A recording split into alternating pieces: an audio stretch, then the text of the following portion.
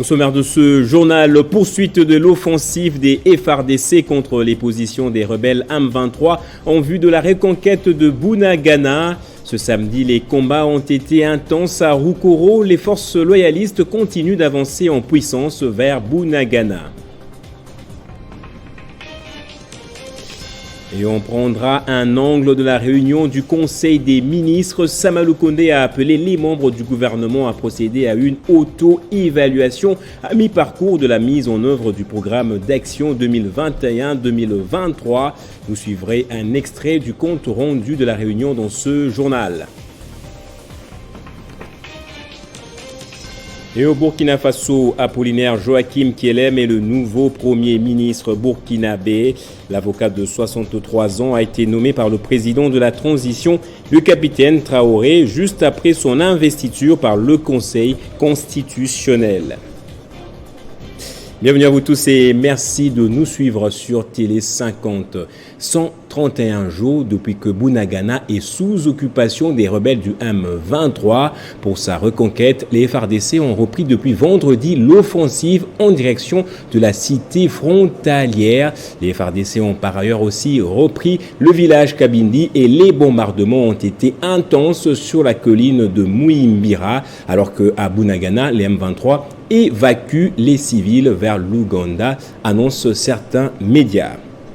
À la une aussi, Sama Lukonde a recommandé à chacun de ses ministres de procéder à une auto-évaluation à mi-parcours de la mise en œuvre du programme du gouvernement qui se résume en 4 secteurs principaux. C'est ce qui ressort de la réunion du Conseil des ministres que le chef du gouvernement a présidé par visioconférence.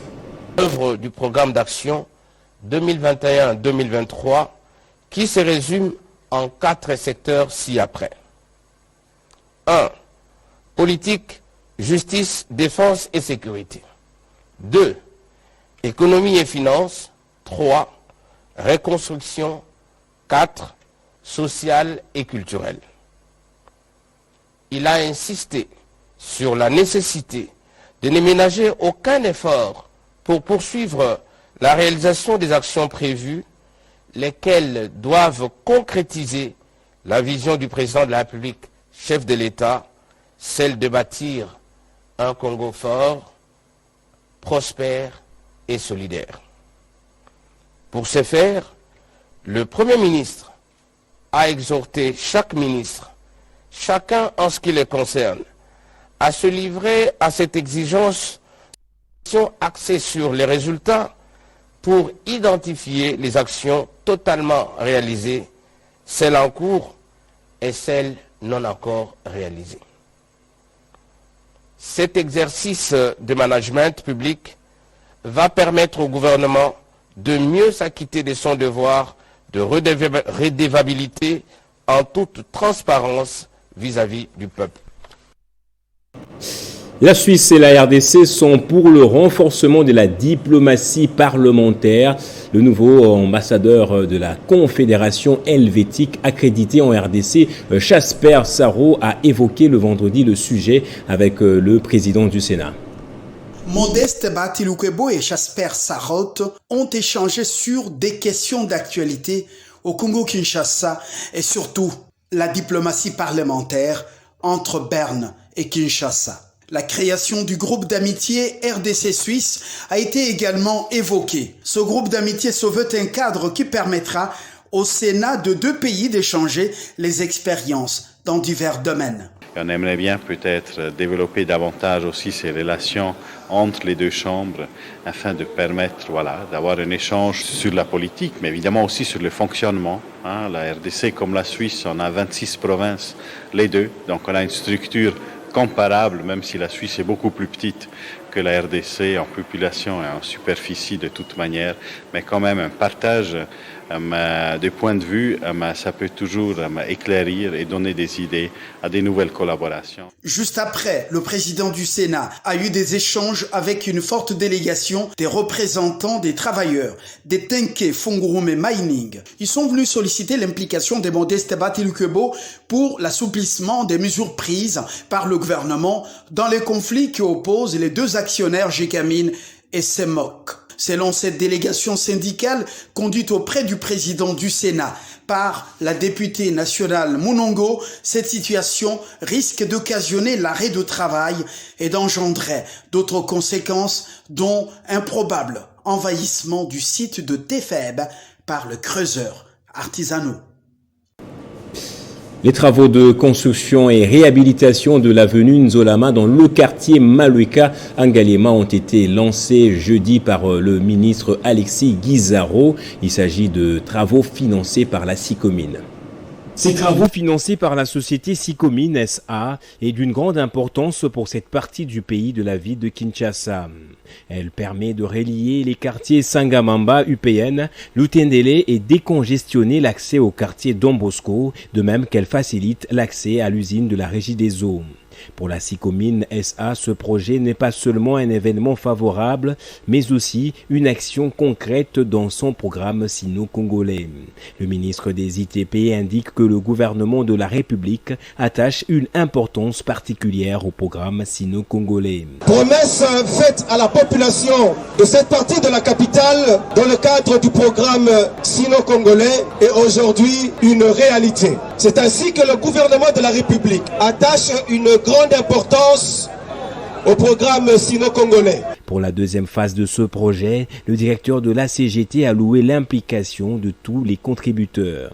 Grâce au soutien technique et financier de la SICOMIN, le financement a donc été mobilisé pour la reprise des travaux. Pour le directeur général de la SICOMIN, Li Sheng, la deuxième phase de ce projet de construction de l'avenue Nzolama est le premier projet que la société finance après la mise en production de la deuxième phase de son projet minier. Dans son projet infrastructure, la SICOMIN tient à accompagner le gouvernement congolais dans le financement des projets infrastructures en faveur du peuple congolais. La SICOMIN réitère sa mission consistant à soutenir les développements de la RDC en améliorant le bien-être social du peuple congolais. Après le forum sur l'évaluation de l'activité minière, le code minier révisé et le secteur minier en général, la Chambre des mines a organisé une conférence de presse en collaboration avec l'AFEC pour mettre au clair certains aspects du secteur. Bédinkenge. Au cours de cette 4e édition de la conférence des presses trimestrielle de la Chambre des mines, sa coordinatrice Bernadette Mpundu a souligné que cette activité vise à redorer l'image du secteur minier terni par toutes sortes de désinformations. À l'issue de cette 4e édition, nous avons la conviction que vous sortirez d'ici en ayant appris définitivement que le secteur minier de notre pays est le réel, les poumons de l'économie congolaise. Pour Luwa Toumu, président de la Chambre des mines, les codes miniers de 2018 offrent certains avantages, mais les problèmes se situent au niveau de l'administration qui n'est pas encore à mesure de faire respecter ces codes dans sa globalité. Qui ont enfreint la loi à dessein, utiliser tous les moyens répressifs qu'il faut, et ce n'est pas la Chambre qui va se lever pour cela. Mais comme je dis, chacun doit jouer sa partition, c'est extrêmement important. On aime bien crier à propos de ce droit, mais on passe à la sourdine lorsqu'il s'agit de ses obligations. Chacun les a. Est-ce que l'État s'acquitte de ses obligations? Est-ce que les communautés locales s'acquittent de leurs obligations? Par exemple, de redevabilité au niveau des ETD, avec tout ce qui vient comme retombée de la redevance minière, et de même les miniers aussi, ils sont pas sains non plus. Rappelons que lors du forum sur les mines, la Chambre des mines a révélé que certaines difficultés rencontrées depuis la révision du code minier est présentée à la ministre des Mines pour espérer trouver gain de cause, défendre les intérêts miniers, et c'est l'une des missions de la Chambre des mines. Et le projet Tshilé-Gelou est désormais effectif dans la province du Sankuru, lancé par le conseiller spécial du chef de l'État en charge des infrastructures en présence du gouverneur de la province et du doyen des élus Lambert Mende. Ce programme démarrera par la lutte anti-érosive dans la ville de Lodja. Commentaire de Rufus Lukanga. Le gouverneur de la province du Sankuru, Gilles Lodi, est accompagné du conseiller spécial du chef de l'État en charge des infrastructures, représentant ainsi les présidents de la République à la cérémonie de lancement du programme Tshilé-Gelou dans cette entité. Présent à ces assises, les doyens des élus de la province du Sankuru, Lambert Mende Omalanga, a été accueilli dans une atmosphère thermique par la population.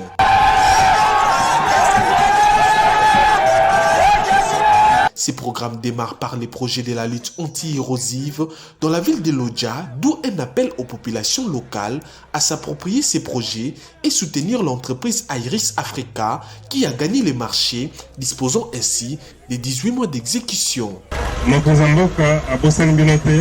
Le chef de l'État ne vous a pas oublié. Si je suis ici, c'est pour me rassurer que les travaux dont il a évoqués ont déjà débuté.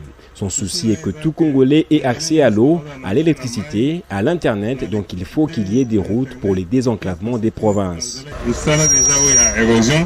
Les travaux des érosions, c'est juste un début des promesses du chef de l'État. Après, on reviendra pour les routes.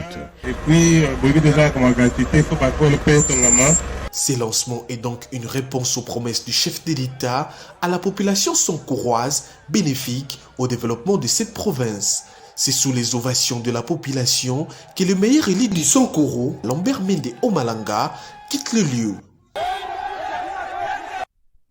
Parlons à présent de la lutte contre les violences basées sur le genre. Les organisations membres de la société civile, aux côtés de certains élus, ont réfléchi pendant 2 jours sur l'harmonisation, la présentation et la validation d'une proposition de loi qui, une fois adoptée à l'Assemblée nationale, pourra permettre de réprimer ces violences, mais aussi et surtout prendre en charge les survivantes. Crispin Chibinkoufoua. Au cours de ces 2 jours de travaux, des renforcements des capacités des membres de la société civile, quelques élus et les délégués du genre, il était question de la présentation et la validation de la proposition de loi sur les violences sexuelles basées sur le genre en République démocratique du Congo. Une proposition désormais harmonisée et validée par les 4 commissions, notamment la Commission des droits de l'homme de l'Assemblée nationale, la Commission genre et famille, la commission éthique administrative et judiciaire, ainsi que la commission sociale. Le travail que nous faisons maintenant, c'est la validation du texte qui a été harmonisé entre plusieurs organisations de la société civile qui sont préoccupées par cette situation de violence. Aujourd'hui, nous sommes contents d'avoir un texte harmonisé que nous essayons de valider entre 4 commissions. Cet atelier organisé par la Solidarité pour la paix et le développement intégral en collaboration avec les bureaux de la conseillère spéciale en matière de lutte contre les violences basées sur le genre avait surtout pour but de procurer la dignité et le développement aux femmes et aux filles congolaises. Voyant ce qui se passe dans les foyers et on a regardé l'arsenal juridique de la RDC, on n'a pas vu une loi qui réglemente vraiment les relations dans le ménage, dans le foyer. Et c'est comme ça que nous avons commencé à faire des enquêtes. Nous avons aussi lancé la campagne pour essayer de soulever la question et puis d'éveiller la conscience des gens sur cette question. Il s'y est de rappeler que les travaux ont porté essentiellement sur les dispositions générales et la répression des violences basées sur le genre, la prise en charge des survivantes, ainsi que la loi des procédures. Et dans la province du Lualaba, le chef de secteur de Lwilou a distribué gratuitement des casques à plus de 500 conducteurs des taxis motos le vendredi dernier. Ilunga Ngoye affirme que ce geste vise à sécuriser les motards contre les éventuels accidents. C'est au nom de Madame le gouverneur Fifi Masuka Saini que le chef du secteur de Lwilou a procédé à la remise symbolique des casques à quelques conducteurs de motos. Avant, Ilunga Ngoye Wakinda a sensibilisé les motards sur les mesures de sécurité routière, tout en les appelant à la vigilance, en dénonçant tous les cas suspects et surtout respecter les codes de la route ainsi que les mesures prises par l'autorité provinciale afin de réduire les accidents. Motard! Hapana kuya mulevi wakati unapanda moto. Kitu cha kwanza ni security. President de la République anasema ya kwanza le peuple d'abord. Plus de 500 casques ont été distribués à tous les conducteurs présents au bureau secteur en présence du président provincial de Taxi Moto. Une action saluée par les concernés. Je remercie encore le président de la République, Félix Antoine Tshisekedi Tshilombo, pour vraiment ce qu'il nous a fait. Il nous a fait vraiment de bonnes choses. Pourquoi? Parce que nous les motards, on n'était pas protégés. Grâce à lui, aujourd'hui, j'ai eu la casque. Je suis protégé. Ma tête est bien protégée vraiment. Je remercie encore notre gouverneur, Madame Fifi Masuka Saini. En tout cas, nous sommes très joyeux, très satisfaits parce que nous avons eu les casques aujourd'hui. Pour les chefs du secteur de l'huile, cette opération de distribution va se poursuivre afin de protéger les vies humaines selon la vision du chef de l'État, le peuple d'abord. Le gouverneur militaire du Nord Kivu, le lieutenant général Constant Ndima, a procédé samedi à Goma à l'inauguration d'une nouvelle clinique hospitalière dénommée New Vision Clinic Eyano. Avec ses équipements de dernière génération, cette clinique vient répondre aux problèmes de santé de la population qui peut désormais accéder localement à des soins de qualité et à moindre coût. Patio Kamundama. Cette clinique dénommée New Vision Clinic Eyano est située en plein centre-ville de Goma. Elle va offrir à la population des soins de qualité à moindre coût, précise Dr Damas Lushima, son médecin coordonnateur à l'est de la RDC. Nous félicitons le président de la République de sa haute sollicitude et détermination envers le secteur de la santé. Témoigne une volonté de hisser le secteur de la santé au rang des grandes priorités nationales et de le refonder de manière à assurer son efficience. Cette cérémonie d'inauguration de cette clinique a été présidée par le gouverneur militaire du Nord Kivu, le lieutenant général Constant Ndima. Son conseiller en santé, le général-major Sylvain Ekenge, a remercié les initiateurs de ce grand projet qui entre dans la vision du président de la République. La construction de cette formation sanitaire moderne est une contribution mieux, une réponse à la vision de la couverture santé universelle prônée par son Excellence Félix Antoine Tshisekedi Tshilombo. Le temps le plus fort a été la coupure du ruban par l'autorité provinciale, puis la visite des salles de soins équipées de matériel de dernière génération, comme pour dire New Vision Clinic Eyano au cœur de la santé. Et justement, le gouvernement provincial du Nord Kivu annonce la tenue pour la première fois d'un dialogue fiscal le lundi 24 octobre à Goma. Il aura pour objectif d'écouter les préoccupations des opérateurs économiques des villes de Beni, Butembo et Goma afin de trouver solution aux problèmes auxquels ils font face, notamment les impôts et taxes, alors que les zones dans lesquelles ils fonctionnent font face à l'insécurité.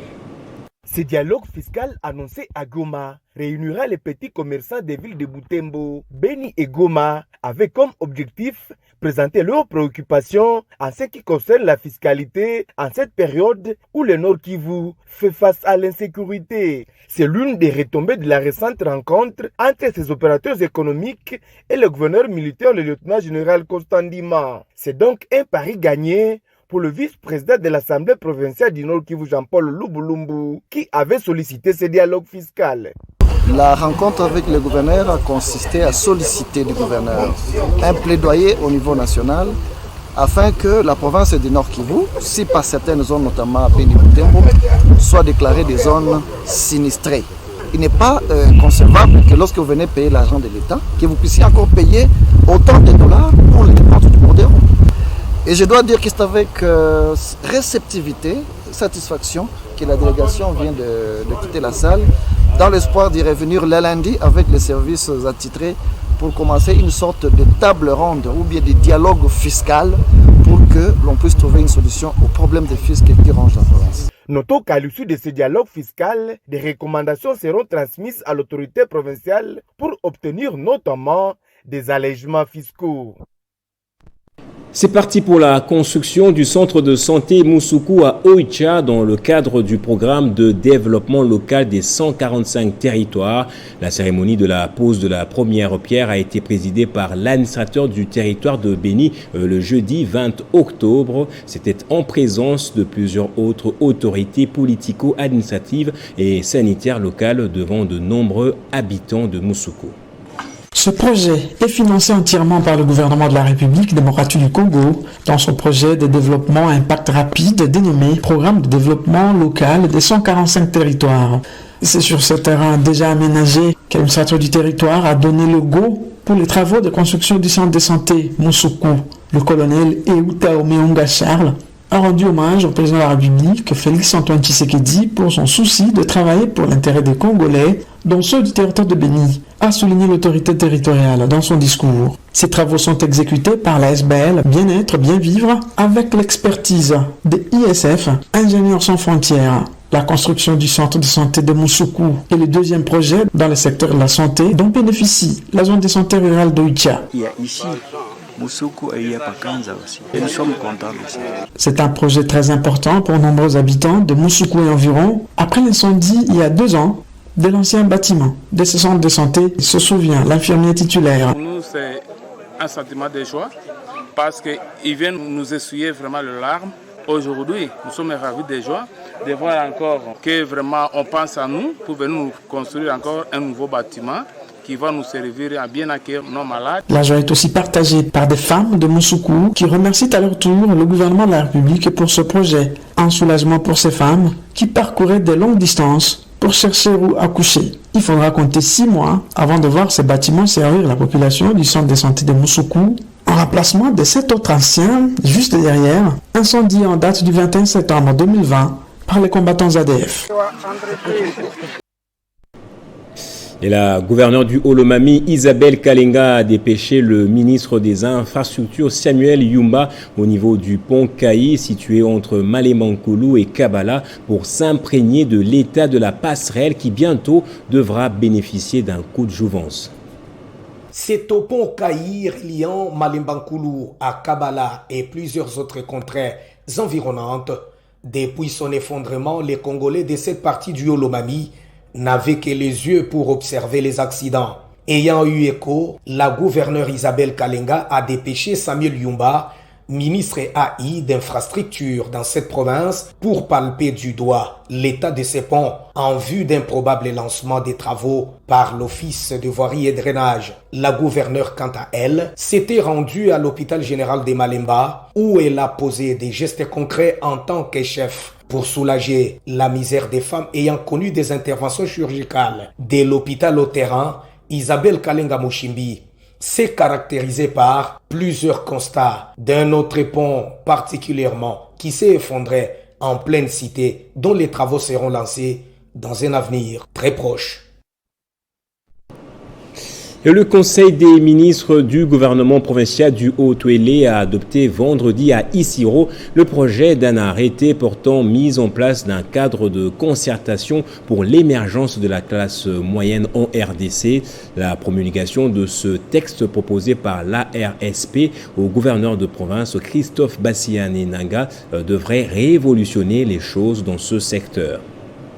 Juste après son arrivée, le vice-gouverneur du Haut-Touélé, Christian Pitonga Magandro, est pris en charge par ses comités restreints d'accueil avant ses tête-à-tête avec le directeur provincial de la RSP pour un briefing. Quand il rejoint la salle de la cérémonie, les représentants du gouverneur Christophe Bassiane-Nanga est salué par l'assistance. Sans transition, Pascal Mokwamba donne le tonus de l'événement. Le cadre qui est mis en place pour nous tous aujourd'hui est donc notre propriété commune, représentant les baobabs en dessous duquel tous nos parapluies, en termes des questions transversales, qui posent l'application de la loi sous-évoquée, seront gérées pour faciliter l'émergence d'une classe moyenne congolaise dans notre province. Prenant la parole, les rapporteurs du comité d'organisation s'engouffrent dans les détails de la proposition d'arrêté visant à renforcer les dialogues entre les différentes parties en vue de permettre à l'ARSP d'atteindre sa mission, celle de promouvoir la classe moyenne en RDC. Une démarche saluée par les numéros 2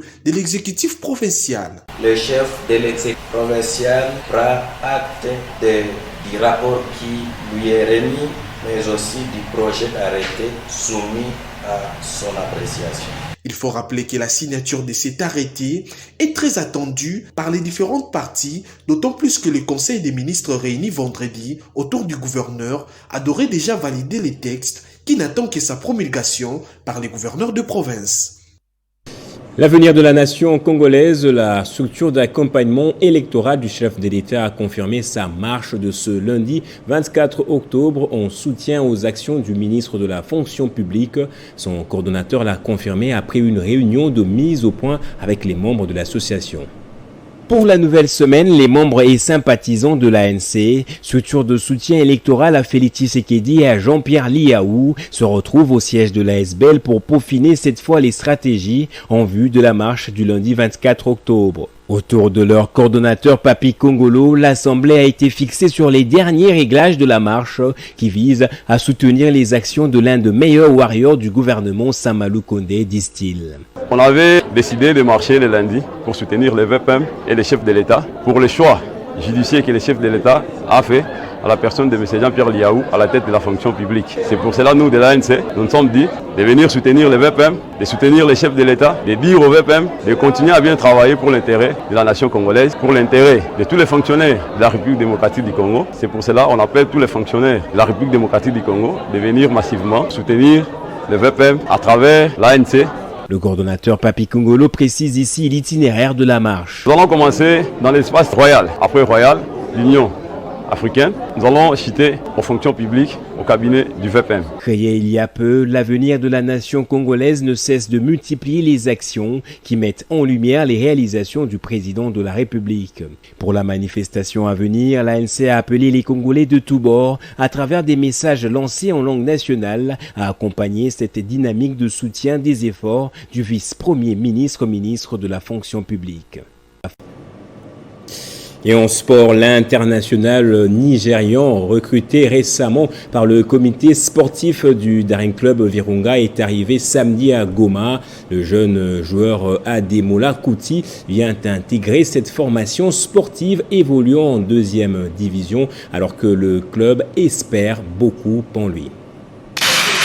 C'est à bord du régulier de la compagnie Ethiopian Airlines que l'international Ademola Kouti est arrivé à l'aéroport international de Goma en provenance du Nigeria.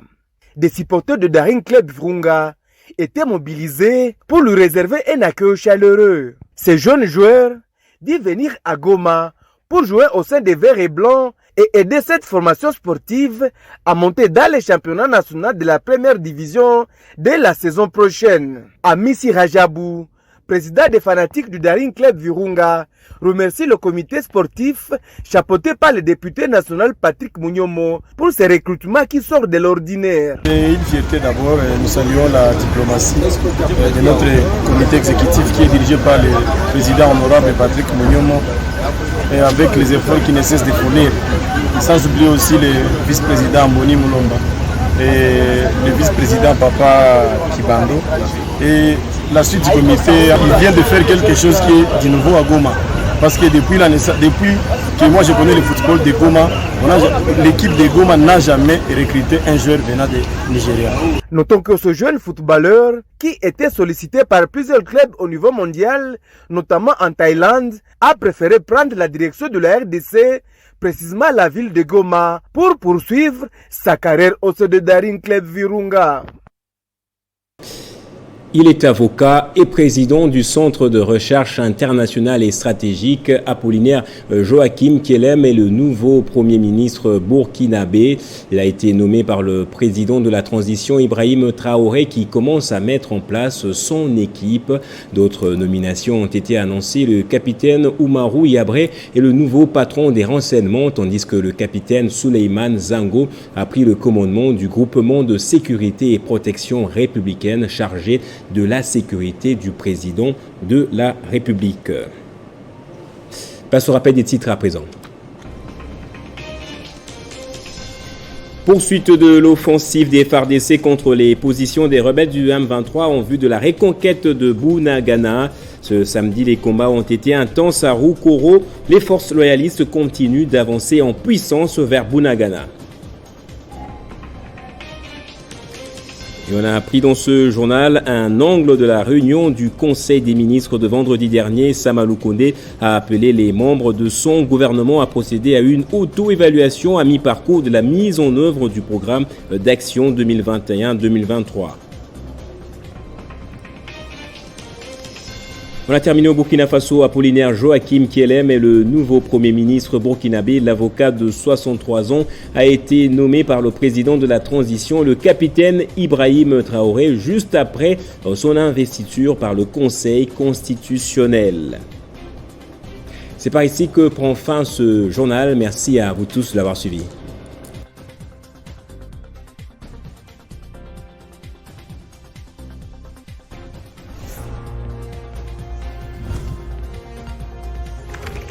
L'actualité reste incontinue.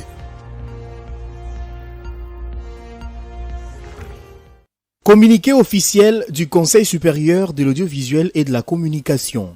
Appel à candidature. Le Conseil supérieur de l'audiovisuel et de la communication, CESAC, institution d'appui à la démocratie, instituée par la Constitution de la République, article 211, chargé de la régulation des contenus des médias publics et privés, conformément aux articles 39 et 49 de la loi organique numéro 11/001 du 10 janvier 2011, le CESAC organise un concours de recrutement en province du personnel au poste suivant: secrétaire d'instruction, observateur analyste des contenus médiatiques, chargé de service des normalisations, secrétaire administratif, huissier. Les provinces concernées sont la ville-province de Kinshasa, Bazuele, Olomami, Otuele, Ituri, Kasai, Kwango, Lomami, Lualaba, Maindombe, Mongala, Tanganyika, Nord-Ubangi, Sankuru, Sud-Ubangi et Chouapa. Les profils et les qualifications requis